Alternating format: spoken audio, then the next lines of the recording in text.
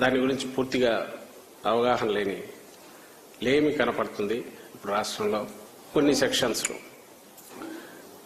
Development అంటే ఏదో 2 బిల్డింగ్లో ఒక 2 బిల్డింగ్లో కాదు, ఎంటైర్ రాష్ట్రం ఒక బూస్టర్ డోస్ ఇచ్చినట్టుగా ఏ రకంగా అభివృద్ధి పదాన పోతోంది అన్నప్పుడు అభివృద్ధి నిర్వచనం ఏది, ఇవి అకాడమిక్ డిస్కషన్లు కూడా జరుగుతుంటాయి. కానీ నేను వాటి జోలికి పోదలుచుకోలేదు.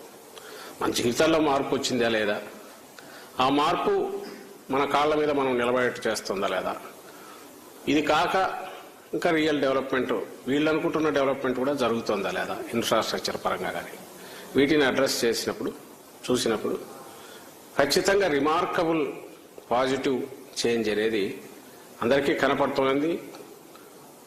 దాంట్లో ఎక్స్పీరియన్స్ కూడా అవుతున్నాం. అయితే అది డెవలప్మెంట్ అనడానికి మనం ఇలాంటి వాళ్లకు సంశయాత్మకులు వీళ్లకు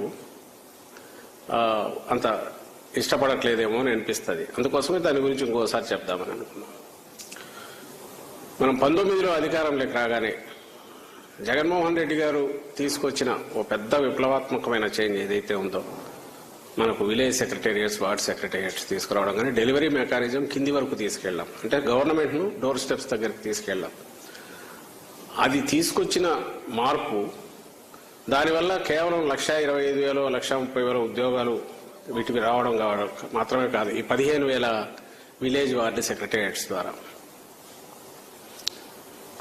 తద్వారా ఏమైందంటే ఎంటైర్ గవర్నమెంట్ సర్వీసెస్ అన్ని కిందికి వెళ్ళడమే కాకుండా గవర్నమెంట్ ప్రభుత్వం చేస్తున్న ప్రతి రూపాయి కూడా అకౌంటబిలిటీ రావడము, ఏం జరుగుతుందో తెలియడం, అది దాని ద్వారా డెవలప్మెంట్ వరకు ఎంత జరుగుతుందో కూడా తెలియడం, ఇవి కూడా జరుగుతున్నాయి. దానివల్లనే ఒక్క స్ట్రోక్తో ఇవి పెట్టిన తర్వాత జగన్మోహన్ రెడ్డి గారి ముందు డాష్ బోర్డులో ప్రతిదీ కూడా యాక్టివిటీ జరుగుతున్న ద్వారా కుటుంబాల్లో, ఇండివిజువల్ కుటుంబాల్లో, ఒక్కొక్క కుటుంబంలో ఏ రకమైన చేంజెస్ వస్తున్నాయనేది కూడా తెలుస్తుంది. తద్వారా దాన్ని ఫర్దర్ ఇంక్రీజ్ చేయడానికి, వాళ్ళ యాక్టివిటీ మరింత పెంచడానికి, ఎకనామిక్ యాక్టివిటీ స్థానిక కింద స్థాయిలో గ్రాస్ రూట్స్లో అది వీలైంది.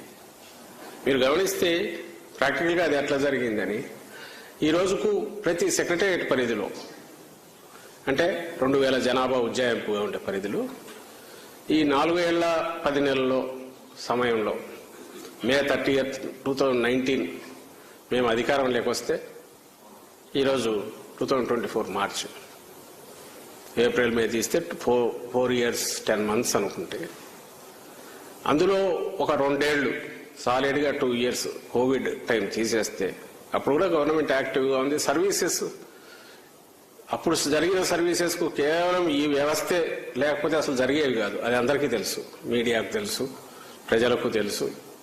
డబ్బున్నోళ్ళైనా లేనోళ్ళైనా అందరూ కూడా అప్పుడు ఆ వాలంటీర్ల సర్వీసులు కానీ, సెక్రటేరియట్ వల్ల వచ్చిన అందిన సర్వీసులు కానీ, గ్రాస్ కింద లెవెల్లో క్వారంటైన్ దగ్గర నుంచి ప్రివెంటివ్ దీనికి సంబంధించి హాస్పిటల్ సర్వీసెస్ అన్నీ ఎంత బ్రహ్మాండంగా అవైలబుల్ ఉన్నాయనేది అందరికీ తెలుసు.